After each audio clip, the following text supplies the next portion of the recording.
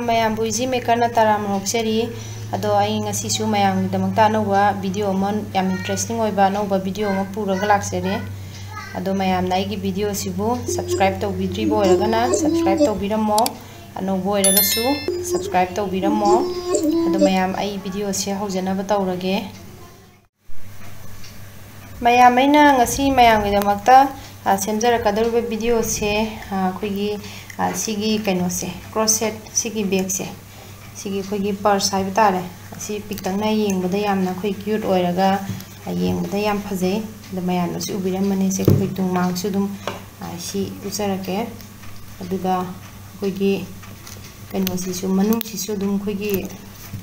khoi pang pik pik poi bana ti mayam to manung si su sumaina leire ado mayam khoi kamaina lon ge habado mayam da usarage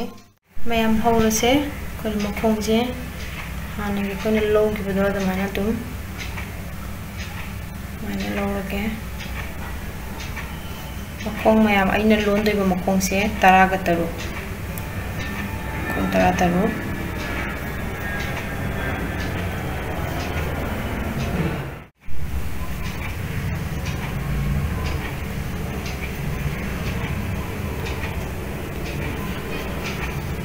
mayam semana laire sigi matung da khoina lon doi se makhong 10 ga taruk sujakre adu matung da khoina sigi mayai gi khoina hala lon do lamana chamana mong da sigi skip tawraga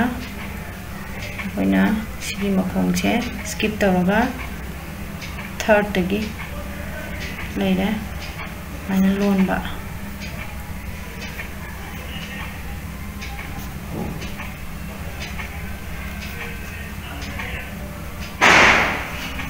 mana lole sigi jamu sigi makong je skip tawraga athang ge ma sidagi lon bi da ko maya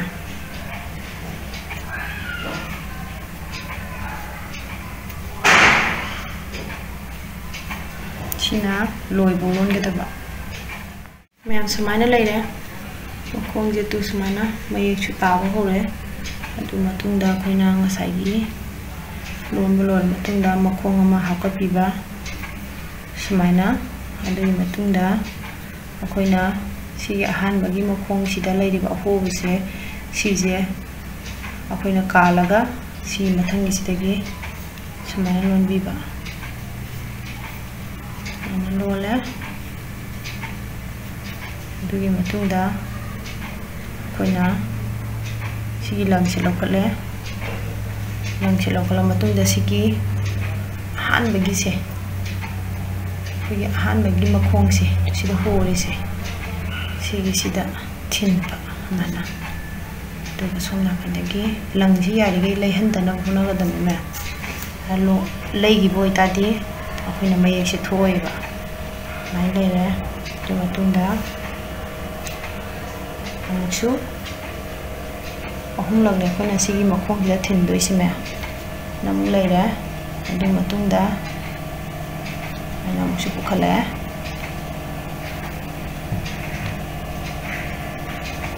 mane ya mukasu kuna bukhala ni makhong se sigadi ayam ahum sure do matungda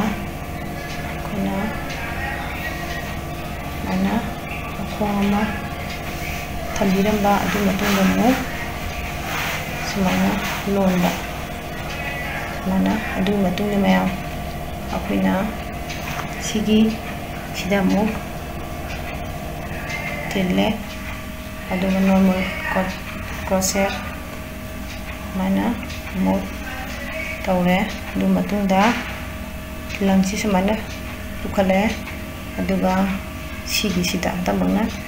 masagi sigi makhong ni daba hatamana sigi makhong sida ana tille aduga langse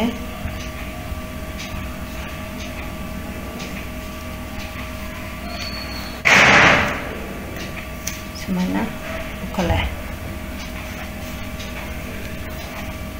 semana laire do matungda mo sigadi अनीरक Thinley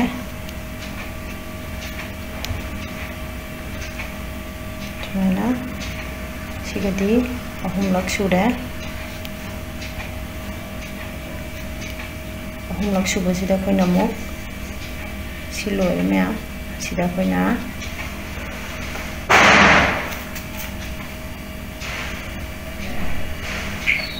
सुमाइना लेरे ngसाइ दमाइना मखोंग अमु खाक्पिरमबा अदुगा मु सुमाइना सिनी ma'am याम live जाने दो सुमाइना सुम लोरकपसिना अखोइना सी मखोंजिबो लोनदोइने दु मथांग मथांग अदो चप मानाबा मओंगदा ma'am मैंने ngसाइ loan किबदो सुमाइना लैये मयेकसे तो से अदो अइना लोन किबसे अखोइगी मयेकसे 14 अखोइगी रो से I count तौजरके मैम मांगदा 1 2 3 4 5 6 7 8 9 10 11 12 13 14 कोइना मयेक 14 थे मयेक 14 हाबिदि अखोइगी रो से अखोइना राउंड 14 अबेक से समाइ लाकदोइनि मैम पिकटकना अदो सिगी साइड साइड सिदा अखोइना खरा मु लोलखिनि लोला मतुंगदा बेक से चावकनि मैम अदो जी कोइ साइड की से अखोइगी साइड मरी मक्से हमसे मु लोलसे मैम द लोन मगी मोसे मैम दुसरागे माय मतुंगदा सिदि दुम चुमनगे अखोइना लोन बदो दमाना दो सुमाइना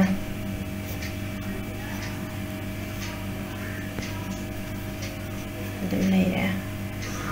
द सुइदा मो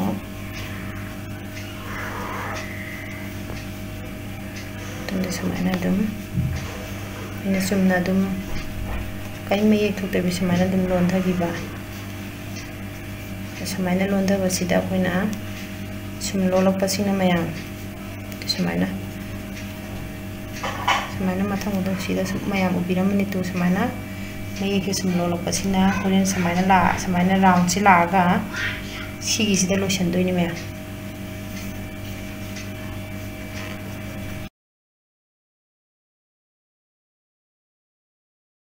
मैम अखोइना ngसाइ फिबा लोन किबदो सिदा लैरे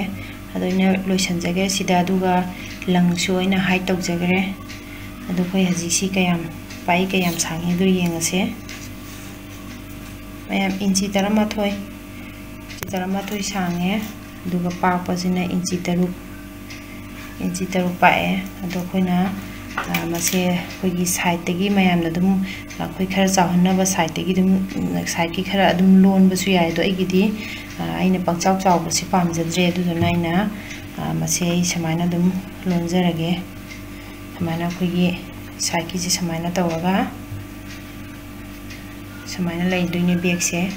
अदुगा आई सी साइड सिदा दम डायरेक्ट दम कइनोना दम लोनजलगे लंगना तौरगा दो मैम द कमाइ तौरगा लोनगे हाबदो मैम दुजरागे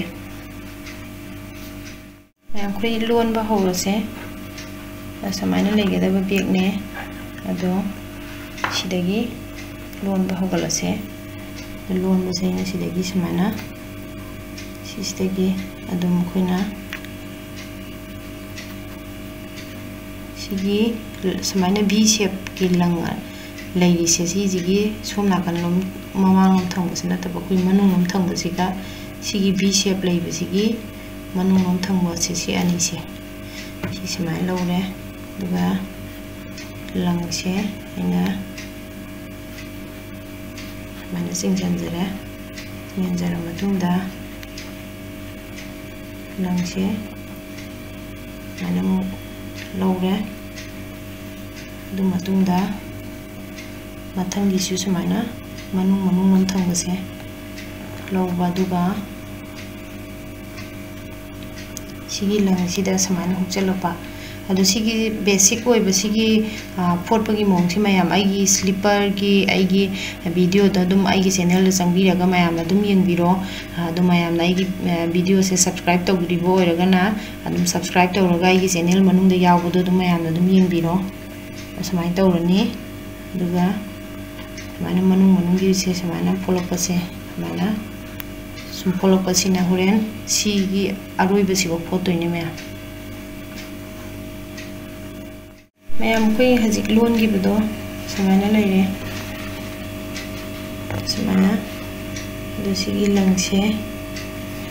ꯑꯩꯈꯣꯏ ꯁꯤꯗ ꯀꯛꯊꯠꯂꯒꯦ ꯑꯗꯨꯒ ꯍꯥꯏ ꯇꯧꯁꯤꯜꯂꯁꯦ ꯂꯪꯁꯦ ꯑꯩ ꯁꯤꯗ ꯀꯛꯑꯒꯦ ꯁꯤꯗ ꯀꯛꯆꯔꯒꯦ ꯃꯌꯥꯝ ꯑꯗꯨ ꯃꯇꯨꯡꯗ ꯑꯩꯈꯣꯏꯅ ꯁꯤꯒꯤ ꯂꯪꯁꯦ ꯄꯨꯈꯠꯂꯛꯑꯁꯦ ꯁꯨꯃꯥꯏꯅ ꯑꯗꯨꯒꯤ ꯃꯇꯨꯡꯗ ꯑꯩꯈꯣꯏꯅ ꯁꯤꯒꯤ ꯃꯄꯥꯟꯁꯤꯗ ꯑꯗꯨꯝ ꯍꯥꯏ ꯇꯧꯕ ꯁꯨꯃꯥꯏꯅ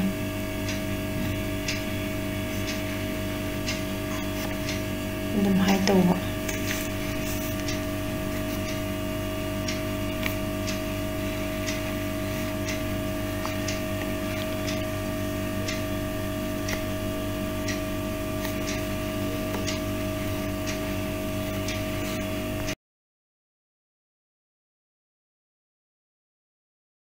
ꯃꯌꯥꯝ ꯑꯩꯈꯣꯏ ꯍꯧꯖꯤꯛꯀꯤ ꯕꯦꯒꯇꯣ ꯁꯨꯃꯥꯏꯅ ꯐꯣꯠꯈ꯭ꯔꯦ ꯑꯗꯣ ꯑꯩꯅ ꯇꯥꯏꯝ ꯁꯦꯞ ꯑꯣꯏꯅꯕ ꯍꯥꯏꯗꯅ ꯁꯣꯝ ꯅꯥꯀꯟꯒꯤ ꯕꯦꯒꯁꯦ ꯑꯩꯅ ꯑꯣꯜꯔꯦꯗꯤ ꯃꯁꯥꯒꯤ ꯑꯩꯅ ꯐꯣꯠꯄ ꯍꯧꯖꯔꯦ ꯁꯨꯃꯥꯏꯅ ꯂꯩꯔꯦ ꯕꯦꯒꯁꯤꯗꯣ ꯑꯗꯣ ꯑꯩꯈꯣꯏꯅ ꯁꯨꯃꯥꯏꯅ ꯈꯨꯝꯃꯛꯀꯗꯣꯏꯅꯦ ꯑꯗꯣ ꯁꯤꯒꯤ ꯂꯣꯛꯇꯣ ꯁꯨꯃꯥꯏꯅ ꯌꯦꯡꯕ ꯀꯥꯟꯗ ꯃꯌꯥꯝ ꯑꯗꯨꯝ ꯌꯦꯡꯕꯗ ꯌꯥꯝ ꯐꯖꯕꯅꯦ ꯑꯗꯣ ꯂꯣꯛꯁꯦ ꯑꯩ ꯀꯃꯥꯏꯅ ꯄꯥꯟꯒꯦ ꯑꯗꯣ ꯍꯥꯟꯅꯁꯨ ꯑꯗꯨꯝ ꯑꯩꯒꯤ ꯚꯤꯗꯤꯑꯣꯁꯤꯡꯗꯁꯨ ꯃꯌꯥꯝꯅꯁꯨ ꯎꯕꯤꯔꯝꯃꯅꯤ ꯑꯗꯣ ꯑꯩꯈꯣই ꯁꯤꯒꯤꯁꯦ ꯁꯦꯟꯇꯔꯗ ꯁꯤꯁꯦ ꯑꯩꯈꯣꯏꯅ ꯈꯔ ꯐꯥꯛꯇꯣꯛꯑꯕ ꯃꯇꯨꯡꯗ ꯁꯤꯒꯤꯁꯦ ꯁꯦꯟꯇꯔꯁꯦ ꯁꯤꯗ ꯇꯥꯔꯦ ꯃꯌꯥꯝ ꯁꯤꯗ ꯇꯥꯔꯦ ꯁꯦꯟꯇꯔꯁꯦ ꯁꯤꯗ ꯑꯩꯈꯣꯏꯅ ꯉꯁꯥꯏ ꯐꯥꯛꯇꯣꯛꯈꯤꯕꯁꯦ ꯁꯨꯃꯥꯏꯅ ꯅꯝꯁꯤꯟꯕꯤꯕ ꯅꯝꯁꯤꯜꯂꯒ ꯁꯤ ꯑꯩꯈꯣꯏꯅ ꯈꯔ ꯁꯨꯃꯥꯏꯅ ꯆꯞꯁꯤꯟꯕꯤꯔꯅꯤ ꯌꯥꯝꯅ ꯎꯕꯤꯔꯝꯃꯅꯤ ꯁꯤ ꯁꯦꯟꯇꯔ ꯇꯥꯔꯦ ꯑꯗꯨꯒ ꯕꯦꯒꯁꯦ ꯁꯨꯃꯥꯏꯅꯅꯦ ꯂꯩꯗꯣꯏꯕ ꯕꯦꯒꯁꯦ ꯑꯗꯨꯅ ꯑꯩꯈꯣꯏꯅ ꯍꯣꯔꯦꯟ ꯁꯤꯒꯤ ꯔꯣ ꯑꯍꯥꯟꯕꯁꯤ ꯂꯩꯔꯒ ꯑꯅꯤꯁꯨꯕꯒꯤꯁꯤꯗꯒꯤ ꯑꯩꯈꯣꯏꯅ ꯁꯤꯒꯤ ꯂꯣꯛꯁꯦ ꯍꯥꯞꯇꯣꯏꯅꯦ ꯁꯨꯃꯥꯏꯅ ꯑꯗꯨꯁꯨ ꯑꯩ ꯃꯌꯥꯝꯗ ꯎꯠꯆꯔꯛꯑꯒꯦ ꯍꯥꯞꯄꯁꯦ ꯑꯩꯈꯣꯏ ꯁꯤ ꯂꯩꯔꯦ ꯃꯌꯥꯝ ꯑꯩꯈꯣꯏꯅ ꯉꯁꯥꯏ ꯍꯥꯞꯈꯤꯕ ꯂꯣꯛꯇꯣ ꯁꯤꯗ ꯁꯨꯃꯥꯏꯅ ꯂꯩꯔꯦ ꯑꯗꯣ ꯌꯦꯡꯕꯗ ꯃꯁꯤ ꯑꯗꯨꯝ ꯌꯥꯝ ꯐꯖꯩ ꯁꯨꯃꯥꯏꯅ ꯂꯩꯔꯦ ꯑꯗꯨꯒ ꯑꯩꯈꯣꯏꯅ ꯂꯣꯛꯁꯦ ꯁꯨꯃꯥꯏꯅ ꯍꯥꯡꯇꯣꯛꯑꯦ ꯑꯗꯨꯒ ꯑꯩꯈꯣꯏꯒꯤ ꯃꯅꯨꯡꯒꯤ ꯀꯩꯅꯣꯁꯤ ꯑꯗꯨꯝ ꯆꯥꯎꯋꯦ ꯁꯨꯃꯥꯏꯅ ꯍꯨꯟꯖꯤꯜꯂꯅꯤ ꯁꯨꯃꯥꯏꯅ ꯂꯩꯔꯦ ꯑꯗꯨ ꯃꯌꯥꯝꯅ ꯁꯤ ꯑꯩꯈꯣই ꯄꯔꯁꯅꯤꯅ ꯄꯔꯁ ꯑꯣꯏꯅ ꯑꯗꯨꯝ ꯑꯩꯈꯣꯏ ꯁꯨꯃꯥꯏꯅ ꯄꯥꯏꯕꯤꯔꯒ ꯑꯗꯨꯝ ꯂꯣꯏꯁꯤꯟꯒꯦ ꯍꯥꯏꯕꯁꯨ ꯌꯥꯔꯦ ꯑꯗꯣ ꯑꯩꯈꯣꯏꯅ ꯃꯔꯤ ꯑꯃꯇꯪ ꯍꯥꯞꯀꯦ ꯍꯥꯏꯔꯁꯨ ꯑꯗꯨꯝ ꯁꯤꯗ ꯃꯔꯤ ꯑꯃꯇꯪ ꯑꯗꯨꯝ ꯍꯥꯞꯄ ꯌꯥꯏ ꯑꯗꯣ ꯑꯩ ꯃꯔꯤꯗꯨ ꯃꯌꯥꯝꯗ ꯑꯩꯈꯣꯏ ꯀꯃꯥꯏꯅ ꯂꯣꯟꯒꯦ ꯍꯥꯏꯕꯗꯣ ꯑꯩꯒꯤ ꯃꯃꯥꯡꯒꯤ ꯚꯤꯗꯤꯑꯣꯗ ꯑꯗꯨꯝ ꯃꯌꯥꯝꯅꯁꯨ ꯎꯔꯝꯃꯅꯤ ꯕꯦꯒꯀꯤ ꯃꯔꯤ ꯂꯣꯟꯕꯗꯣ ꯑꯗꯣ ꯑꯩꯈꯣꯏ ꯍꯧꯖꯤꯛ ꯑꯃꯨꯛ ꯂꯣꯜꯂꯁꯦ ꯑꯗꯣ ꯑꯩꯈꯣꯏꯅ ꯂꯣꯟꯒꯗꯧꯕ ꯕꯦꯒꯁꯦ ꯑꯩꯈꯣꯏꯅ ꯃꯈꯣꯡ ꯍꯟꯇꯛꯃꯛꯅ ꯃꯈꯣꯡ 10 ꯍꯥꯞꯀꯗꯕ ꯁꯨꯃꯥꯏꯅ ꯍꯧꯖꯔꯒꯦ ꯁꯨꯃꯥꯏꯅ ꯂꯩꯔꯦ ꯃꯈꯣꯡꯁꯦ ꯑꯩꯈꯣꯏꯅ ꯃꯔꯤꯁꯦ ꯁꯨꯃꯥꯏꯅ ꯈꯔ ꯑꯗꯨꯝ ꯁꯥꯡꯍꯟꯕ ꯑꯗꯨꯒ ꯃꯈꯣꯡꯒꯤ ꯃꯔꯤꯁꯦ ꯈꯔ ꯌꯥꯝ ꯁꯥꯡꯍꯟꯒꯦ ꯃꯌꯥꯝ ꯑꯗꯨ ꯍꯣꯔꯦꯟ ꯑꯩꯈꯣꯏꯅ ꯍꯥꯏꯗꯤ ꯇꯥꯏꯁꯜꯂꯛꯄ ꯀꯥꯟꯗ ꯅꯨꯡꯉꯥꯏꯅꯕ ꯑꯗꯨꯅ ꯁꯨꯃꯥꯏꯅ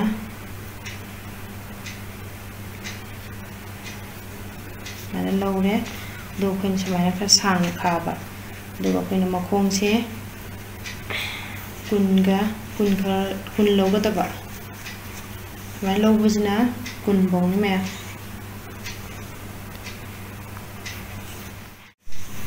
ꯑꯩꯈꯣꯏ ꯍꯧꯖꯤꯛꯀꯤ ꯃꯈꯣꯡꯗꯣ ꯁꯨꯃꯥꯏꯅ 10 ꯂꯩꯔꯦ ꯁꯨꯃꯥꯏꯅ ꯑꯗꯨ ꯃꯇꯨꯡꯗ ꯑꯩꯈꯣꯏꯅ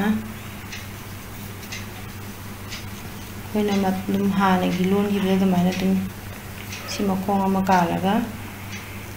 ꯁꯤ ꯃꯌꯥꯏꯒꯤꯁꯤꯗꯒꯤ ꯑꯗꯨꯝ ꯑꯩꯈꯣꯏꯅ ꯂꯣꯟꯕ ꯑꯗꯨꯝ ꯍꯧꯔꯅꯤ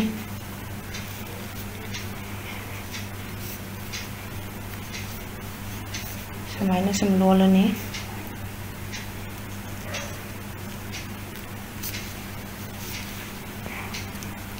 ꯁꯨꯃꯥꯏꯅ ꯁꯨꯝ ꯂꯣꯟꯕꯁꯤꯅ ꯃꯌꯥꯝ ꯑꯩꯈꯣꯏꯅ ꯂꯣꯟꯕꯁꯦ ꯁꯤꯐꯧ ꯂꯣꯟꯒꯗꯕ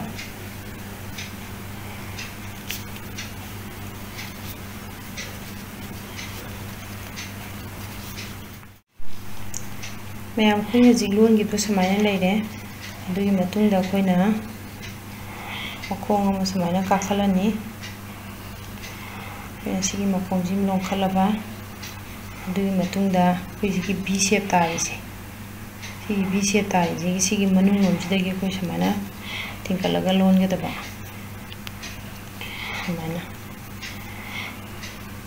ꯁꯨꯃꯥꯏꯅ ꯂꯣꯜꯂꯅꯤ ꯍꯟꯗꯛꯁꯨ V shape ꯁꯤꯗꯒꯤ ꯁꯨꯃꯥꯏꯅ ꯂꯣꯟꯕꯁꯤꯅ ꯑꯩꯈꯣꯏꯅ ꯁꯤꯒꯤ ꯔꯥꯎꯟꯁꯦ ꯃꯔꯤꯔꯛ ꯂꯣꯟꯒꯗꯕ ꯃꯌꯥꯝ ꯑꯩꯈꯣꯏꯅ ꯂꯣꯟꯈꯤꯕꯗꯣ ꯔꯥꯎꯟ ꯃꯔꯤ ꯁꯨꯔꯦ ꯑꯗꯨ ꯃꯇꯨꯡꯗ ꯑꯩꯈꯣꯏꯅ ꯁꯤꯒꯤ ꯑꯅꯤꯁꯦ ꯁꯨꯃꯥꯏꯅ ꯆꯞꯁꯟꯅꯔꯛꯀꯗꯣꯏꯅꯦ ꯂꯣꯏ ꯃꯌꯥꯝ ꯎꯠꯆꯔꯛꯑꯒꯦ ꯁꯤ ꯂꯩꯔꯦ ꯑꯗꯨ ꯃꯇꯨꯡꯗ ꯑꯩꯈꯣꯏꯅ ꯁꯨꯃꯥꯏꯅ ꯁꯝꯖꯤꯜꯂꯒ ꯑꯗꯨ ꯃꯇꯨꯡꯗ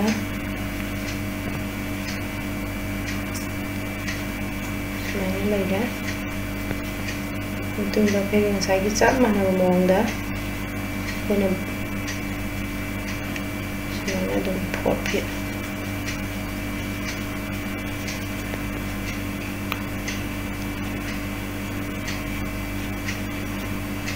sumana sum kolok pasina mayam aroi babo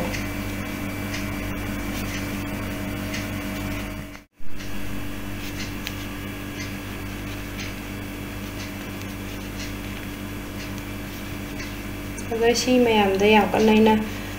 utchararoige photpagi se kaigino da si basic oire dum aige dum atopa video da dum changaga mayam dum yengbiro si photpagi mongse sumana dum photkadoine mayam kai haji sengba mari da sumana leire sumana aina fazala matunda akoina sida sumana pangadoine to panbada sigi lok se tawraga do si hana koi pala se sumana tawraga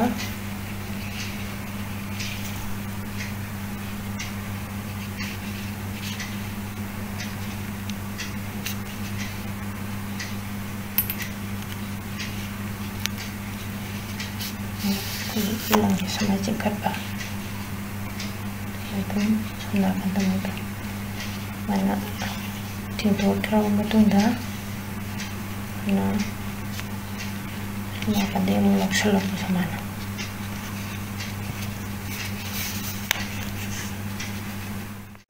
mayam kuina ji si koi hupan gitu semai le ini mayam gis lain siapa yang bahaya dan nama su semai dupan le Zap mana bamu ni, juga sida hap tu je sama hap ko tu ni, tu jual usah lagi me anda, lagi sida lagi tu melok tu ni me, sida lagi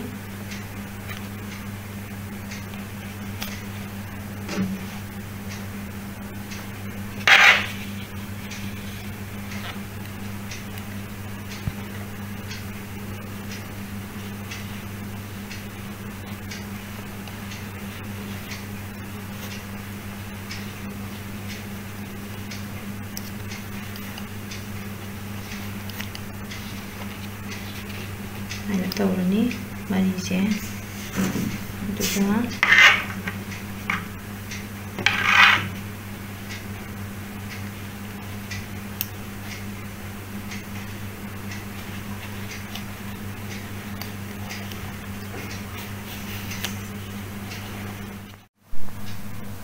mayam kuina hujik pan giba baking mari do semaina pan gire do bake si semaina leire yeng kan mayam se ko yamna phajai yengda piktak tawraga dum yengda yam phajai parsoina adu sini mayam ase yam line akoina dum yumda dum mayamna dum sem ningba oiraga di dum khoi dum sembiyo